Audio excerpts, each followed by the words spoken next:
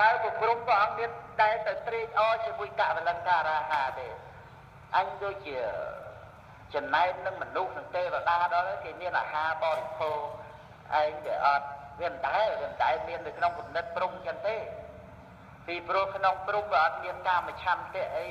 ដើម្បីថាចង់មកបរិភោគបាយមួយចានគេមើលវាឆ្កាញ់បណ្ណាវាមិនដែលវាអត់ដែលមានទេគិតណាមានតែឃើញថាសភាពនៃសត្វក្នុងកាមភពនឹងរវល់ខ្វល់នឹងការបរិភោគរវល់ខ្វល់នឹងវត្ថុកាមគុណមិនតិចទេមកជីវិតរវល់ជាមួយនឹងវត្ថុកាមគុណឯងណាដែលព្រមអត់មានសោះអត់ចាំបាច់ខ្វល់នឹងរឿងវត្ថុកាមគុណអីសោះមកពីអីមកពីវាអត់មានកាមឆន្ទៈហើយកម្មនឹងបុណ្យនឹងក៏រៀបចំឲ្យរូបកាយនឹងមិនចាំបាច់អាស្រ័យកវលង្ការាហៈបុណ្យរៀបចំរូបកាយនឹងអញ្ចឹងហ្នឹងឯងកម្មដែលជាបច្ច័យឲ្យកើតជាមនុស្សទេវតាអីហ្នឹងគឺថាត្រូវបរិភោគអាហារទេវតាមួយថ្ងៃម្ដងបើមិនសោយជាយកទៀតផងមនុស្សយើងមួយថ្ងៃប៉ុន្មានដងអីចឹងទៅប៉ុន្តែអត់7ថ្ងៃក៏បានដែរហ្នឹងឯងដូចជាព្រះអនាគាមីឬព្រះអរហន្តចូលនិរោធសមាបត្តិអីចឹងទៅហ្នឹងឯងប៉ុន្តែឲ្យអត់រហូតបានទេអាហ្នឹងមកអំពីរូបកាយហ្នឹងវាកើតអំពីកាមាវចរកម្មហ្នឹង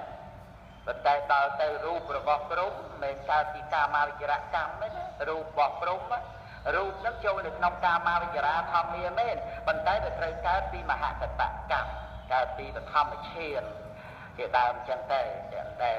កម្មហ្នឹងនាំឲ្យមានកម្មជារូបហ្នឹងហ្នឹងឯង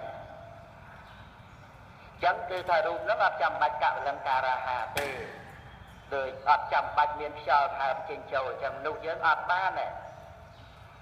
បើតើចូលចតតិឈានទៅចិត្តនឹងស្ងប់ទៅអត់មានខ្យល់ចេញចូលទេហ្នឹងឯងហើយធម្មតាដែលវាអត់មានចតតិឈានត្រូវស្លាប់ដោយសារថាគេធ្វើឃាតបែបបិទផ្លូវដង្ហើមហ្នឹងគឺស្លាប់ភ្លាមហ្នឹងប្រឹងចេញឈាមតាមភ្នែកតាមតិចឥឡូវហ្នឹងតែណាក្នុងសម័យលោកពុទ្ធយកទៅថំផ្លាស្ទិកមកច្រកហើយ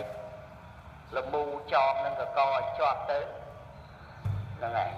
សន្ទុះស្លាប់ហើយប៉ុន្តែមិនមែនស្លាប់ស្រួលណាប្រកាច់ប្រកិនអត់ខ្យល់ដកហ្នឹងទៅរុណកម្មរបៀបអញ្ចឹងហ្នឹងឯងអាហ្នឹងដូច្នេះគឺបុណ្យនេះកាមាវចរៈបុណ្យនេះវានាំឲ្យកើតរូបជាមនុស្សជាទេវតាវាត្រូវមានខ្យល់ងើមចេញចូល